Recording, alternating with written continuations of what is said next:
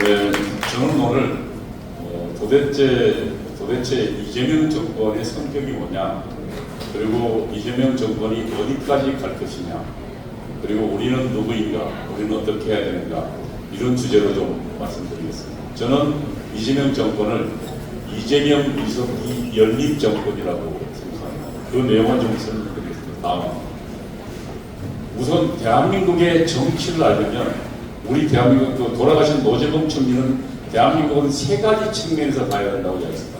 첫 번째는 여야의 정당 관계, 두 번째는 남북 관계, 북한의 대한민국이란 공작이라는 측면에서 봐야 되고, 세 번째는 국제적 관계에서 봐야 된다. 그래야 한국 정치가 보인다고 그랬습니다. 우리는 지금 하나를 지금 잊어버리거나 애써 외면하고 있습니다.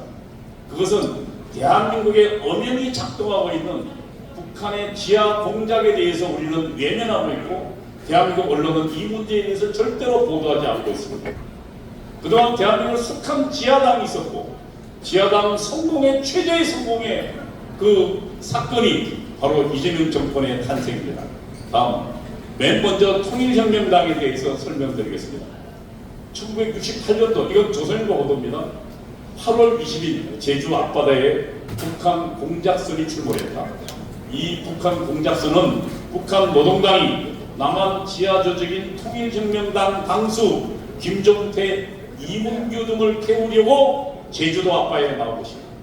그런데 이 통일혁명당 당수를 태우려 북으로 가려던 이 북한의 간첩선은, 공작선은 침몰됐습니다. 왜냐하면 그 정보를 미리 알고 있던 대한민국 군경 합동 수사단, 그리고 합동 간첩단 그 대방첩사에 의해서 격침됐습니다. 그래서 이 사태가 드러났습니다. 김종태는 북한에 4차례로 옮았습니다. 그리고 김일성과 면담하고 수백만 달러의 당시 자금과 권총 등 무기와 무전기를 받았습니다.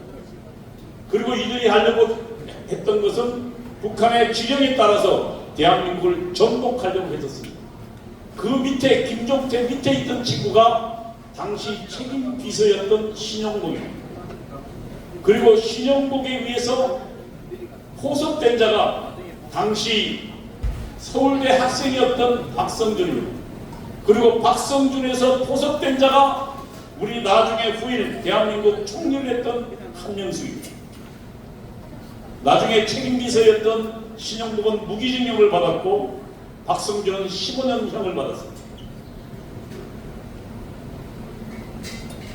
신영복은 사상 전향서를 썼지만 자기가 말지에 나와서 자기 생각은 한 번도 통역당 사태와 바꾼 적이 없다고 이야기했습니다. 이것까지가 조선일보의 보도입니다. 다음, 당시 통역당 기관지에 나온 겁니다. 1964년도입니다. 다시 말하면 지금 68년도에 이게 지금 들통났지만 통역당이 정식으로 만들어진 건 64년도입니다. 64년도에 민족의 태양 김일성 장군께서 교시하신 주체의 당 창건 방침을 받들고, 다시 말하면 김일성의 지령대로 남한 정복을 위해서 통일혁명당을 만들었다는 것을 자기들 기관지에 그대로 쓰고 있습니다. 다음, 이게 지금 조직법입니다. 북한이 만들었습니다. 북한이 직접 지도합니다. 그리고 거기에 통일혁명당 당수 김종태가 있습니다. 지금 북한에는 김종태 사범학교가 있습니다. 김종태 기념 공장이 있습니다. 그리고 그 밑에 책임비서였던 이문규와 그 밑에 신영복이 있습니다. 신영복은 민족해방전선을 지도하는 사람인데 서울대 정치학과를 나온 엘리트입니다. 신영복은 글도 잘 쓰고 신영복체라는 그런 북글씨도 만들어낸 사람입니다. 재주가 다양했습니다. 당시 신영복은 어디 있었는 줄 아십니까? 육군사관학교 교수로 있었습니다. 군대에 대한 간첩 공작을 하고 있었습니다. 이 신영복에 포섭된 사람이 기독청년복지회를 만들었던 박성준입니다.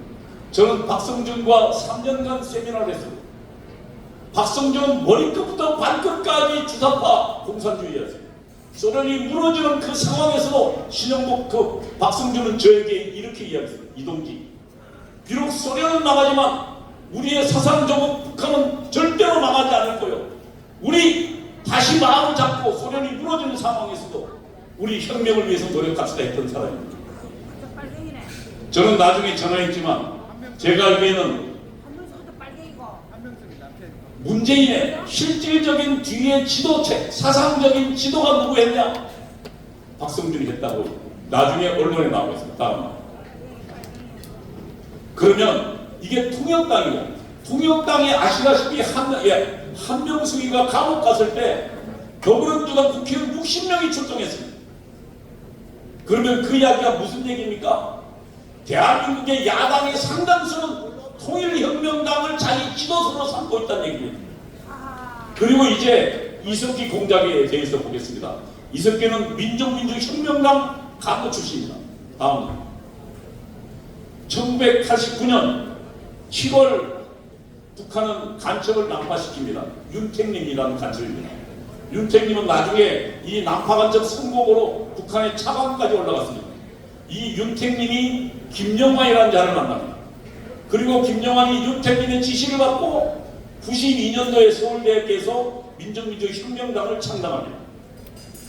다음 지금 민족민주혁명당은 1999년도 9월 달에 그 전모가 밝혀집니다. 다시 말하면 맨 처음에 창당 기시는 89년도였고 그리고 92년도에 창당했으니까 어떻습니까?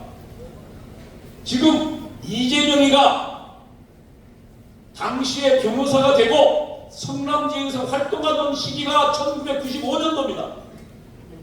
그러면 지금 이 옆에 있는 이석기가 민족민주혁명당의 경기도 책임자로 활동하던 시기가 92년도부터입니다. 이재명은 변호사가 되자마자 성남지역에서 당시 이석기의 활동 근거지가 성남입니다. 성남지역에서 성남시민의 모임이라는 걸 만들었는데 그때 함께한 사람이 누굽니까? 이석기입니다. 그러면 이재명 옆에는 누가 있겠습니까? 이석기의 부하들이 있을 것입니다. 당시 지금 민족민주혁명당 간첩의 지도를 받은 민족민주혁명당의 이석기는 경기도 남부위원장입니다. 경기 동부연합은 이게 이제 간첩 조직은 외 밖으로 안 알려지니까 나중에 그냥 그 전국 민주주의 민족통일 전국연합이라는 외부 조직의 경기 동부연합이고 실질적으로는 간첩으로는 경기 남부 지역 책임자입니다. 다음. 그런데 김영환은 자기가 김일성을 만나고 보니까 김일성이 주체 사상에 대해서 하나도 모른다는 걸 알고 그리고 소련이 무너지면서 김영환은 민족민주혁명당 해체 결의를 합니다. 그때 해체 결의를 안 하고 다시 북한과 연락해서 다시 민족민주혁명당 2기를 만든 게 하용우하고 이석기입니다. 그때 이석기가 핵심 책임자입니다. 왜냐하면 조직을 갖고 있으니까. 그래서 간첩 원진우가 내려옵니다. 그런데 정말로 이 간첩단 사건을 어떻게 밝히자면 간첩 원진우가요 하용옥과 이석기를 만나고 북한으로 돌아가다가 그 간첩선이 대한민국의 초병들을 만납니다. 반잠수정이겠죠. 그래서 초병들과 교전을 하다가 격침당해요. 그래서 한국 해군과 초병이 격침을 시키는데 나중에 한 달 있다가 그 간첩선을 끄집어내보니까 거기에 간첩이 몇 명 있었고 그 다음에 그 원진우라는 간첩의 주머니에는 수첩이 있었습니다. 그 수첩에 수탄 전화번호 연락처도 있었어요. 처음에는 뭔지 몰랐어요. 그런데 나중에 거기에 2를 더해보니까 숫자 2를 더해보니까 그 간첩의 전화번호가 나왔습니다. 그 전화번호에 누가 나왔냐? 하영욱과 이석기가 나왔습니다. 그래서 민족민주혁명당 사건이 우리들에게 알려지기 시작한 겁니다. 다음. 그런데 이석기라는 인물은 사실상 굉장히 중요한 겁니다. 왜냐하면 이재명이라는 인물을 키워서 정당으로 들어보내서 성남시장을 만들고 경기도지사를 만들고 그리고 대통령 후보를 만들고 더불어민주당을 장악하고 결국은 대통령까지 만든 대한민국에서 간첩 공작사의 최고의 성공 사례가 이석기이기 때문입니다. 다음. 이재명 성남시장 당선 시절에 있었습니다. 제가 아까 시작하면 이재명이 1995년도 성남 시민의원을 할 때부터 누구랑 같이 했다고요? 이석기랑. 이석기는 언제부터 성남 지역의 간첩 활동을 구축했습니까? 1992년도 그 전부터입니다. 89년도부터예요.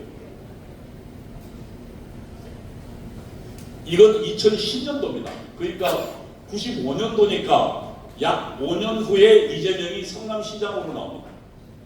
그때 이석기의 부하가 있죠. 김미희. 나중에 통합진보당 국회의원 하죠. 이 김미희가 당시 서울시장, 성남시장 후보로 나오다가 후보를 양보합니다. 이석기에게. 그래서 이재명에게. 그래서 이재명은 성남시장이 됩니다. 그럼 이재명 성남시장 될 때 누가 가장 도움을 줬습니까? 이석기입니다. 그래서 경기 동부연합한테 아예 성남시 인수위원회를 적어줍니다. 지금 여기에 성남 시민이 행복한 성남기획위원회, 이게 성남시장이 되고 성남시 인수위원회를 구성한 겁니다. 여기에 지금 위원장이 김미입니다. 그 다음에 간사에 김현지가 나옵니다. 여러분, 이 김현지가 1998년도부터 이재명이랑 같이 했는데 이 김현지가 지금 청와대 총무비서관입니다. 만사 현통이라고 그럽니다. 장관이 되려면 김현지를 통하지 않고는 장관이 될 수 없다 그럽니다. 인사를 꽉 쥐고 있어요. 청와대 인사 전부 얘가 있습니다. 그런데 이번에 대통령실의 인사비서관 된 거는 김현지 밑에 비서관 했던 김용채라는 친구가 인사비서관 됐습니다. 다시 말하면 김현지가 청와대뿐만 아니라 장차관 모든 인사를 다 쥐고 있던 겁니다. 그리고 인사비서관 뭐도 인사한 줄 아십니까? 군, 경찰, 고위공직자 다 합니다. 그럼 대한민국의 고위공직자, 군, 검찰, 그 다음에 장관, 차관 인사가 누구 손안에 들어간 겁니까? 이재명 플러스 이석기 손안에 들어간 겁니다. 다음. 이재명의 숨은 실세 성남 경기란, 여기 신문의 언론 보도입니다. 조선일 보도예요. 이재명의 성남 경기 라인 대통령실 신무진 인선을 주도했다. 신무진 인선뿐만 아니라 장차관 인선까지 다 주도했습니다. 다음. 그 다음에 김현지 총무비서관에 대해서 좀 잠깐 설명해 드리겠습니다. 아까 제가 여러 번 보셨죠. 맨 처음에 이재명이 제일 처음 성남시장이 될 때 성남시 인수위원회의 핵심 간사가 김인지였습니다. 그때부터 핵심이었어요. 지금 경기 성남그룹 김현지 보좌관은 전쟁입니다라는 문자를 보낸, 이재명이 당대표일 때 이재명에 대한 수사가 들어올 때 이재명한테 직접 이제 전쟁입니다라는 문자를 보내서 그게 기자들 눈에 띄어서 클로즈업 됐습니다. 그때 그 핵심이 김현지입니다. 지금은 이제 저 어릴 때니까 지금은 훨씬 저보다 나이를 많이 먹었겠죠. 예. 다음. 50대 초반으로 알려진 김 보좌관과 이 대통령의 인연은 30년 가까이 된, 꼭 27년 됐습니다.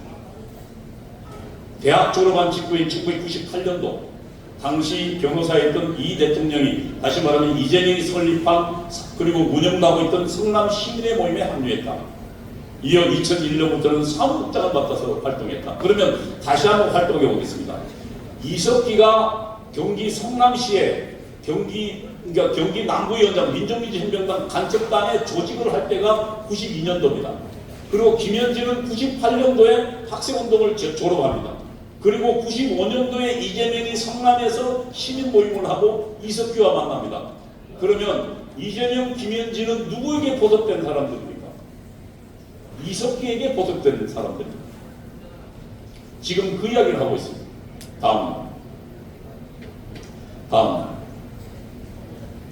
그리고 그 이재명이 대통령 후보가 됩니다. 넘겨보십시오. 충북 동지의 간첩단 사건이 있습니다. 얘들이 지금 한 12년 정도 받았습니다. 북한하고 직접 연락했는데 이들이 지금 2018년도부터 북한에 보낸 통지문이 있습니다. 여기 통지문에 2021년도, 다시 말하면 이재명이 대통령, 더불어민주당 대통령 후보가 되기 전에 북한에 보낸 통지문입니다. 여기에 이 지사가, 다시 말하면 당신은 경기도지사였으니까 성남시장 2번 하고 경기도도 넘어갔으니까 이 지사가, 이재명이 민주진보개혁세, 다시 말하면 더불어민주당의 대선 후보로 광범위한 대중 조직이, 다시 말하면 주사받을 조직이 이재명 주변을 전부 뭉칠 수 있도록 본사에서, 여기 본사가 어디입니까? 북한입니다. 김정은입니다. 북한에서 적극적 조치를 취해달라 했습니다. 이거는 지금 충북 동지회가 북한에 보낸 통지문입니다. 지금 다른 것은 수사가 안 돼서 아직 밝혀지지 않았습니다. 그러면 충북 동지야만 그랬을까요? 이재명이 만든 이석기가 만든 이재명이 후보가 되달라고 대한민국 온 주사파 간첩단이 전부 동원됐습니다. 다음. 그리고 이재명은 후보에서 떨어진 당시 윤석열 대통령이 졌죠. 그렇지만 민주당 장악에 성공합니다. 다음. 예, 2022년 8월 28일 이재명이 더불어민주당 대표가 당선됩니다. 여러분, 지금 여러분이 보기에는 개딸들이 누군 줄 아십니까? 이석기의 조직입니다. 민주노총을 장악한 이석기 조직원들이 개딸의 정체예요. 그러면 그 이석기의 조직원들이 민노총 장악하고 어디를 장악한 겁니까? 더불어민주당 실질적으로 장악한 거예요. 그리고 이재명은 압도적 표로 더불어민주당 대표가 당선됐습니다. 그리고 그 다음은 대통령을 갔죠. 다음. 이석기 이재명 대통령을 만들었습니다. 맨 먼저 북한의 지시가 먼저 내려옵니다. 다음. 윤석열을 탄핵하는데 이 지시는 석권호한테, 그러니까 민주노총의 2인자였던 당시 조직쟁의국장이면 사실상 1인자입니다. 왜냐하면 위원장보다 실질적으로 핵심을 다 쥐고 있는 게 조직쟁의국장인데 석권호에게 내려온 지령입니다. 이 지령 석권호에게만 내려갔을까요? 대한민국 주사파한테 전부 내려갔습니다. 다음. 구체적 내용은 이런 겁니다. 윤석열 정부를 탄핵시키려고 합니다. 윤석열 놈이 당선되어 친미 사대적이고 반민중적이며 반통일적인 보수정권이 들어섰다. 집권 초기부터 윤석열 퇴거에 대한 실천 투쟁을 공세적으로 조직 전개한다. 이게 말하면 탄핵시키라는 짓입니다. 이게 2022년 3월 21일, 다시 말하면 윤석열 대통령이 3월 10일 당선됐으니까 11일 후에 이 지령문이 내려갑니다. 그리고 대한민국의 종북 주사파는 전부 윤석열 탄핵을 위해서 나섰습니다. 그리고 이재명은 사상 없는 윤석열 대통령을 코너에 걸었습니다. 그리고 아예 기회에 있을 때마다, 여러분 제가 여기를 기울여서 뺐지만 이태원 사태가 터지자 이태원 사태를 완전히 제2의 세월호 사건으로 만들려고 지시합니다. 그리고 아예 구호까지 지시합니다. 이게 나라냐? 국민이 죽어간다. 퇴진이 죽어가라고 구호까지 지시하고 그대로 따릅니다. 보다 못한 윤석열 대통령이 이 종북 주사파가 지금 절대로 대한민국 안 된다고 계엄을 선포했습니다. 그러자 그 계엄 선포한 걸 내란에 뒤지는 것도 바로 이 이재명 이석기 세력입니다. 다음. 이재명 정권의 탄생은 북한의 공작으로 가능했습니다. 다음. 우리는 지금 이재명 시대를 살아야 될 것입니다. 다음. 그러면 이 이재명 정권이 뭐냐를 봐야 됩니다. 북한의 혁명론을 봐야 됩니다. 혁명론이 보면 혁명의 마지막 단계, 다시 말하면 혁명 직전 단계가 민주연립 정권입니다. 다음. 그래서 민주연립 정권은 혁명을 준비하는 정권입니다. 다음. 혁명의 경로가 있습니다. 민주연립 정부가 두 번째 있습니다. 진보정당 활동에 의한 보수적 민주 세력과 민주연립 정부가 구성한다. 그 다음에 이 진보적 민주주의 실현 기반, 저게 무슨 말이냐 하면 혁명의 걸림돌 되는 보수 세력을 척결하고 그다음에 국가보안법 폐지하고 대한민국에 있는 간첩에 대해서 감시하는 기관들을 없애라는 겁니다. 그리고 그 다음에 들어서는 게 혁명정권입니다. 다시 말하면 민주연립정부는 혁명의 기반을 만들고 사실상 한국 보수 세력을 해체하는 정권이 민주연립정부입니다. 그래서 아예 민주연립정부는 무슨 일을 하다고 구체적으로 지령도 합니다. 다음. 남한의 혁명론이라고 있습니다. 예, 다음. 민족해방인민민주혁명론인데 다음. 여기에 보면 세 가지 투쟁이 있고요. 다음. 북한이 지령하는 민주연립정부의 역할에 대해서 보겠습니다. 예. 여기에 딱 있습니다. 보조 정치 목표, 민주연립정부를 쟁취하는 겁니다. 민주연립정부는 첫 번째, 파쇼 정치체제를 개혁하고 사회정치생활의 민주화를 실시하라. 여기서 밑에 민주연립정권이 파쇼 정치체제를 개혁한다는 것은 북한 공산당 용어는 좀 설명이 필요합니다. 파쇼 체제에는 하나는 정치체제가 있고 경제체제가 있습니다. 파쇼 정치체제는 뭐냐면 미국을 따르고 자유민주주의, 자유시장경제를 지지하는 정치 세력을 파쇼 세력이라고 이야기합니다. 그 다음에 경제 세력은 이 파쇼 보수적인 정권을 지탱해주는 경제적 기반, 다시 말하면 재벌 등을 말합니다. 여러분, 문재인 정권 때 어떻게 했습니까? 우리 보수 공무원들 대통령 2명 포함해서 국정원장 3명 포함해서 150명, 200명 이상이 전부 싸그리 감옥 갔습니다. 그리고 이재용 삼성전자 회장은 2번 감옥 갔습니다. 그리고 재벌총수 몇 명이 다 감옥에 보냈습니다. 이게 지금 민주연립정부에 수립된 북한의 지상이고 문재인 정권은 그것을 수행했습니다. 다음, 이게 민주연립정부 문재인 전대협 연립정부입니다. 북한의 지령을 수행했습니다. 이해찬은 한국 보수세력을 불태운다고 했습니다. 그리고 무엇이 있었습니까? 적폐청산이라는 게 있었습니다. 그럼 이 정부는 뭘 할까요? 지금 3대 특검이 있습니다. 네, 다음 넘겨보십시오. 그 다음에 국가보안법을 철폐하고 공안기관을 완전히 무력화했습니다. 이게 지금 북한의 지령문에 나오는 얘기들입니다. 문재인 정부가 민주연립정부 1대 혁명의 기반을 만들기 위해서 했습니다. 다음, 지금 민주연립정부 2입니다. 왜냐하면 민주연립정부 1이 누구에 의해서 좌절됐습니까? 바로 광화문 시민혁명, 광화문 애국동지, 정광훈 목사가 우리들에 의해서 좌절됐기 때문에 지금 민주연립 2가 나온 겁니다. 넘겨보십시오.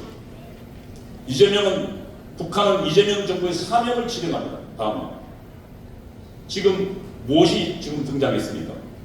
초유의 특검법, 3개 특검법이 동시에 가동됩니다. 120명입니다. 무려 검사만.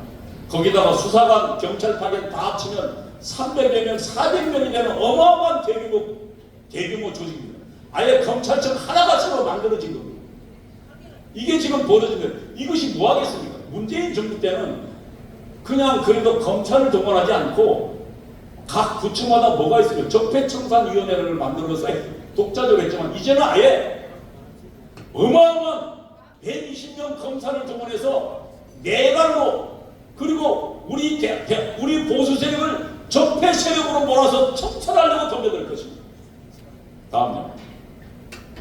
이 칼날이 향하는 것은 보수 정치 세력과 경제 세력 첫걸입니다. 다음요. 예, 지금 문화일보 보도입니다. 사정관을 몰아친다고 이야기하고 있습니다. 다음요. 예, 보수를 싹쓸이하고 수사 범위에 제한도 없습니다. 인지 수사까지 다 할 수 있다고 이제 제한. 그 안에 들어가 있습니다. 다음, 국민의힘을 위헌정당으로 해산까지 가능합니다.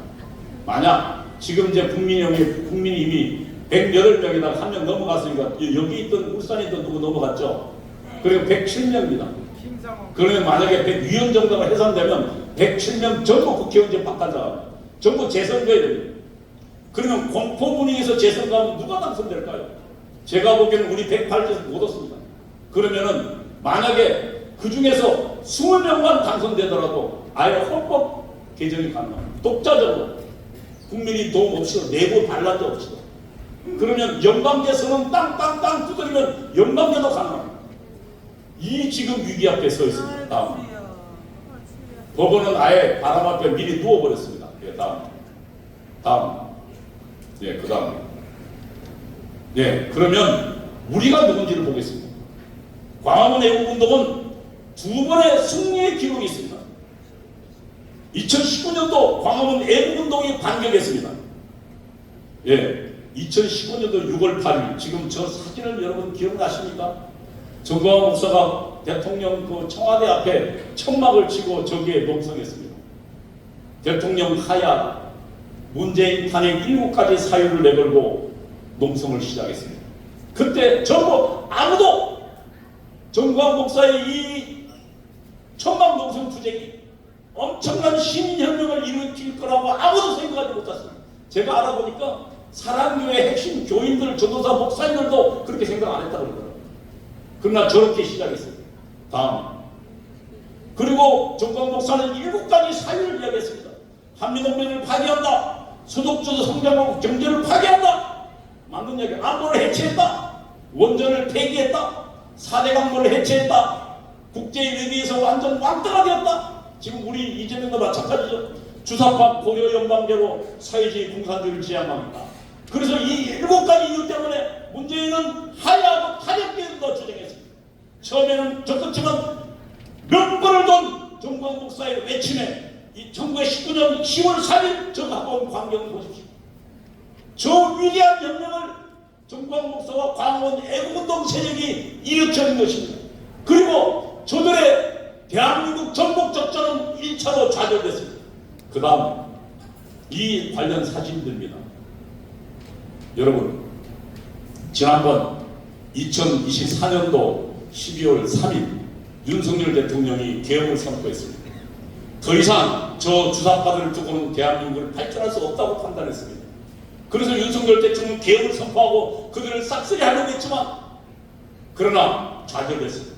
그리고 윤석열 대통령의 지지도는 11%까지 하락했습니다. 그러나 그때 어떻게 했습니까? 여기에는 정광훈 목사님과 그리고 김학성 교수, 황준성 장군들이 앞장서서 전국을 돌고 개혁은 정당했다. 대통령의 최고 통치권이다.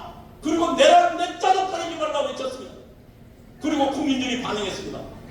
12월달 싸우고 1월달 싸우자 국민들이 이 윤석열 대통령의 개혁의 본뜻을 알아듣고 20대 30대가 반응하기 시작했습니다. 그래서 나중에 어떻게 됐습니까? 1월 말 2월 초에 윤석열 대통령 지지도가 50%를 넘어서기 시작했습니다. 완전히 반전시킨 겁니다. 그때도 우리 광화문이 싸운 것입니다. 존경하는 울산 애국 시민 여러분, 이제 우리는 저 더럽고 그러나 전투적으로 잘 무장된 주사파와 최후 일전을 맞이하고 있습니다. 저들은 이제 이 엿새를 모아서 대한민국을 완전히 연방제로 가려고 할 것입니다.